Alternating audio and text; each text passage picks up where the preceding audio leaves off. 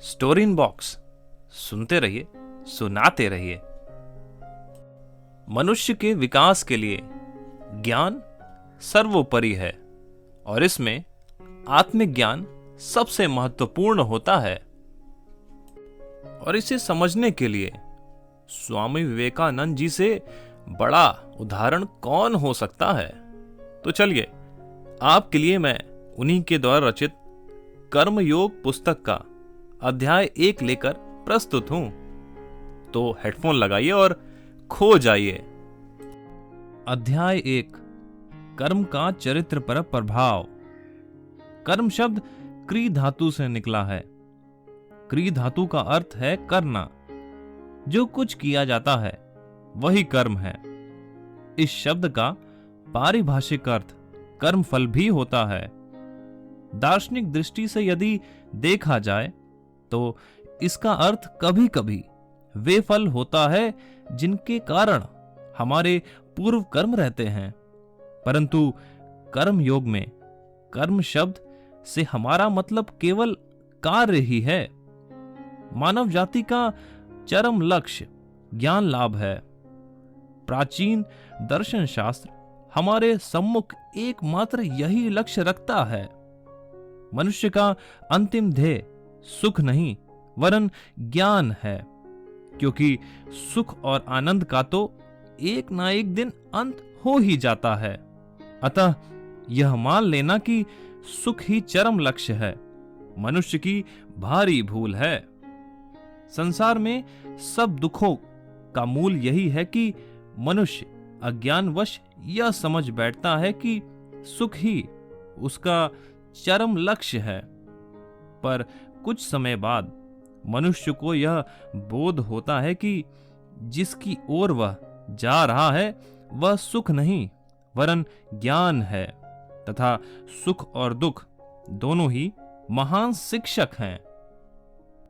और जितनी शिक्षा उसे सुख से मिलती है उतनी ही शिक्षा दुख से भी। सुख और दुख ज्यों-ज्यों आत्मा पर से होकर जाते हैं त्यों-त्यों वे उसके ऊपर अनेक प्रकार के चित्र अंकित करते जाते हैं। और इन चित्रों अथवा संस्कारों की समष्टि के फल को ही हम मानव का चरित्र भी कहते हैं। यदि हम इस संसार के महान पुरुषों के चरित्र का अध्ययन करें तो मैं कह सकता हूं कि अधिकांश दशाओं में हम यही देखेंगे कि सुख की अपेक्षा दुख ने तथा संपत्ति की अपेक्षा दरिद्रता ने ही उन्हें अधिक शिक्षा दी है, एवं प्रशंसा की अपेक्षा निंदा रूपी आघात ने ही उसकी अंतस्थ ज्ञानाग्नि को अधिक प्रफुल्लित किया है। अब यह ज्ञान मनुष्य में अंतर्निहित है। कोई भी ज्ञान बाहर से नहीं आता, वह अंदर ही है। हम जो कहते हैं कि मनुष्य जानता है उसे ठीक ठीक मनोवैज्ञानिक भाषा में व्यक्त करने पर हमें कहना चाहिए कि वह आविष्कार करता है। आविष्कार का अर्थ है मनुष्य का अपनी अनंत ज्ञान रूपी आत्मा के ऊपर से आवरण को हटा लेना। हम कहते हैं कि न्यूटन ने गुरुत्वाकर्षण का आविष्कार किया, तो क्या वह आविष्कार कहीं एक कोने में बैठा हुआ न्यूटन की प्रतीक्षा कर रहा था? नहीं, वह उसके मन में ही था।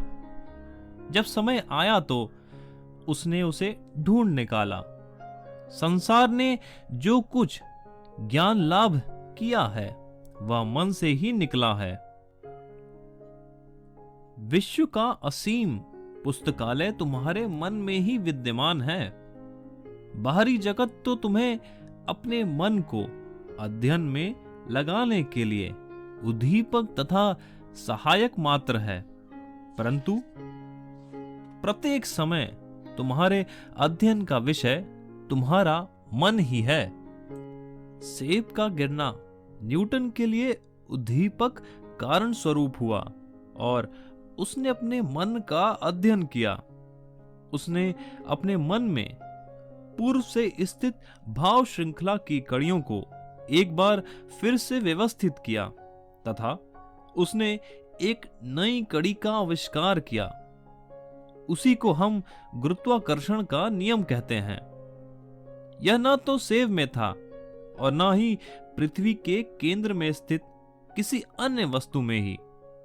अतएव समस्या ज्ञान, चाहे वह व्यावहारिक हो अथवा पारमार्थिक, मनुष्य के मन में ही निहित है।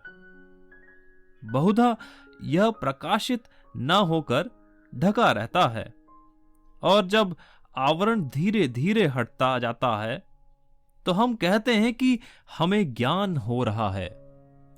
ज्यों-ज्यों इस आविष्करण की त्रिया बढ़ती जाती है, त्यों-त्यों हमारे मन की वृद्धि होती जाती है। जिस मनुष्य पर से यह आवरण उठता जा रहा है वह अन्य व्यक्तियों की अपेक्षा अधिक ज्ञानी है, और जिस मनुष्य पर यह आवरण तह पर तह पड़ा है वह अज्ञानी है। जिस मनुष्य पर से यह आवरण बिल्कुल चला जाता है वह सर्वज्ञ पुरुष कहलाता है। अतीत में कितने ही सर्वज्ञ पुरुष हो चुके हैं और मेरा विश्वास है कि अब भी बहुत से होंगे तथा आगामी युगों में भी ऐसे असंख्य पुरुष जन्म लेंगे। जिस प्रकार एक चमकदार पत्थर के टुकड़े में अग्नि निहित रहती है, उसी प्रकार मनुष्य के मन में ज्ञान रहता है। उद्दीपक कारण घर्षण स्वरूप ही उस ज्ञानाग्नि को प्रकाशित कर देता है। ठीक ऐसे ही हमारे समस्त भावों और कार्यों के संबंध में भी है। यदि हम शांत होकर स्वयं का अध्ययन करें तो प्रतीत होगा कि हमारा हंसना रोना, सुख दुख, हर्ष विषाद, हमारे शुभ कामनाएं एवं श्राप, स्तुति और निंदा, यह सब हमारे मन के ऊपर बाहिर जगत के अनेक घात प्रतिघात के फल स्वरूप उत्पन्न हुए हैं और हमारा वर्तमान चरित्र उसी का फल है। यह सब घात प्रतिघात मिलकर कर्म कहलाते हैं। आत्मा ही आभ्यंतरिक अग्नि तथा उसकी अपनी शक्ति एवं ज्ञान को बाहर प्रकट करने के लिए जो मानसिक अथवा भौतिक घात उस पर पहुंचाए जाते हैं वे ही कर्म हैं। यहां कर्म शब्द का उपयोग व्यापक रूप में किया गया है। इस प्रकार हम सब प्रतिक्षण ही कर्म करते रहते हैं। मैं तुमसे बातचीत कर रहा हूं, यह कर्म है। तुम सुन रहे हो, यह भी कर्म है। हमारा सांस लेना, चलना आदि भी कर्म है। जो कुछ हम कहते हैं वह शारीरिक हो अथवा मानसिक, सब कर्म ही है और हमारे ऊपर वह अपना चिन्ह अंकित कर जाता है। कई कार्य ऐसे भी होते हैं जो मानो अनेक छोटे छोटे कर्मों की समष्टि है। उदाहरणतः यदि हम समुद्र के किनारे खड़े हो और लहरों को किनारे से टकराते हुए सुने तो ऐसा महसूस होगा कि एक बड़ी भारी आवाज आ रही है, परंतु हम जानते हैं कि एक बड़ी लहर असंख्य छोटी छोटी लहरों से बनी है और यद्यपि प्रत्येक छोटी लहर अपना शब्द करती है परंतु फिर भी वह हमें सुन नहीं पड़ता। पर ज्यों ही यह सब शब्द आपस में मिलकर एक हो जाते हैं त्यों ही हमें बड़ी आवाज सुनाई देती है। इसी प्रकार हृदय की प्रत्येक धड़कन से कार्य हो रहा है। कई कार्य ऐसे भी हैं जिनका हम अनुभव करते हैं, वे हमारे इंद्रियों में घर कर जाती हैं, पर साथ ही साथ वे अनेक छोटे छोटे कार्यों की समष्टि स्वरूप हैं। यदि तुम सचमुच किसी मनुष्य के चरित्र को जांचना चाहते हो तो उसके बड़े कार्यों पर से उसकी जांच मत करना। एक मूर्ख भी किसी विशेष अवसर पर बहादुर बन जाता है, मनुष्य के अत्यंत साधारण कार्यों की जांच करो, और असल में वे ही ऐसी बातें हैं जिनसे तुम्हें एक महान मनुष्य के वास्तविक चरित्र का पता लग सकता है।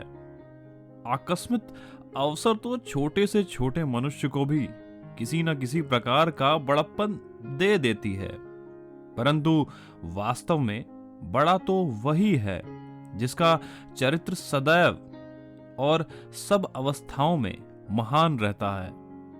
मनुष्य का जिन सब शक्तियों के साथ संबंध आता है, उनमें से कर्मों की वह शक्ति सबसे प्रबल है जो मनुष्य के चरित्र गठन पर प्रभाव डालती है। मनुष्य तो मानो एक प्रकार का केंद्र है, और वह संसार की समस्त शक्तियों को अपनी ओर खींच रहा है, तथा इस केंद्र में उन सारी शक्तियों को आपस में मिलाकर उन्हें फिर एक बड़ी तरंग के रूप में बाहर भेज रहा है। यह केंद्र ही प्रकृत मानव अर्थात आत्मा है। वह सर्वशक्तिमान तथा सर्वज्ञ है और समस्त विश्व को अपनी ओर खींच रहा है। भला बुरा सुख दुख सब उसकी ओर दौड़े जा रहे हैं और जाकर उसके चारों ओर मानो लिपटे जा रहे हैं, और वह उन सब में से चरित्र रूपी महाशक्ति का गठन करके उसे बाहर भेज रहा है। जिस प्रकार किसी चीज को अपनी ओर खींच लेने की उसमें शक्ति है, उसी प्रकार उसे बाहर भेजने की भी है।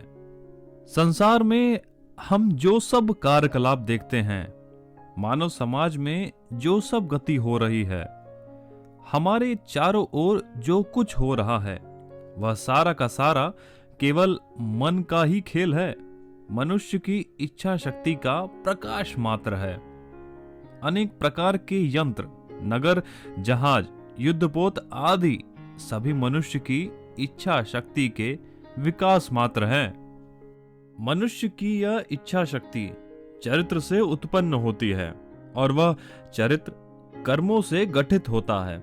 अतएव कर्म जैसा होगा, इच्छा शक्ति का विकास भी वैसा ही होगा। संसार में प्रबल इच्छा शक्ति संपन्न जितने महापुरुष हुए हैं, वे सभी धुरंधर कर्मी थे।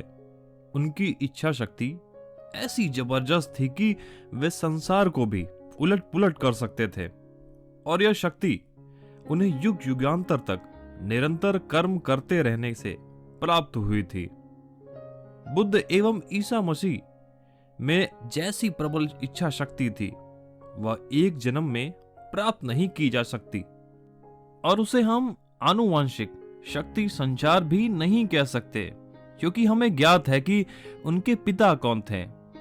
हम नहीं कह सकते कि उनके पिता के मुंह से मनुष्य जाति की भलाई के लिए शायद कभी एक शब्द भी निकला हो। जोसेफ, जो कि ईसा मसीह के पिता थे, उनके समान तो असंख्य बड़े हो गए और आज भी हैं। बुद्ध के पिता के सदृश लाखों छोटे छोटे राज्य हो चुके हैं। अतः यदि वह शक्ति केवल आनुवंशिक शक्ति संचार के ही कारण हुई है, तो इसका स्पष्टीकरण कैसे कर सकते हो कि इस छोटे से राजा को, जिसकी आज्ञा का पालन शायद उसके स्वयं के नौकर भी ना करते थे, ऐसा एक सुंदर पुत्र रत्न लाभ हुआ, जिसकी उपासना लगभग आधा संसार करता है। इसी प्रकार जोसेफ नामक बढ़ई तथा संसार में लाखों लोगों द्वारा ईश्वर के समान पूजे जाने वाले उसके पुत्र ईसा मसीह के बीच जो अंतर है, उसका स्पष्टीकरण कहां? आनुवांशिक इच्छा शक्ति के सिद्धांत द्वारा तो इसका स्पष्टीकरण नहीं हो सकता। बुद्ध और ईसा इस विश्व में जिस महाशक्ति का संचार कर गए, वह आई कहां से? उस महान शक्ति का उद्भव कहां से हुआ? अवश्य युग युगांतरों से वह उस स्थान में ही रही होगी और क्रमशः प्रबलतर होते होते अंत में बुद्ध तथा ईसा मसीह के रूप में समाज में प्रकट हो गई और आज तक चली आ रही है। तो ये था कर्मयोग, अध्याय 1, कर्म का चरित्र पर प्रभाव का आधा हिस्सा। इसका अगला संस्करण जल्द ही रिलीज किया जाएगा। इसके लिए चैनल को सब्सक्राइब करें और ट्यून्ड रहें। और वीडियो को छोटी रखने का उद्देश्य बस इतना है कि ज्ञान की बात यूं ही बोरियत में निकल ना जाए, समझ में जरूर आए, क्योंकि छोटी वीडियो समझ में आती है, अपने जीवन में चरितार्थ करते बनता है।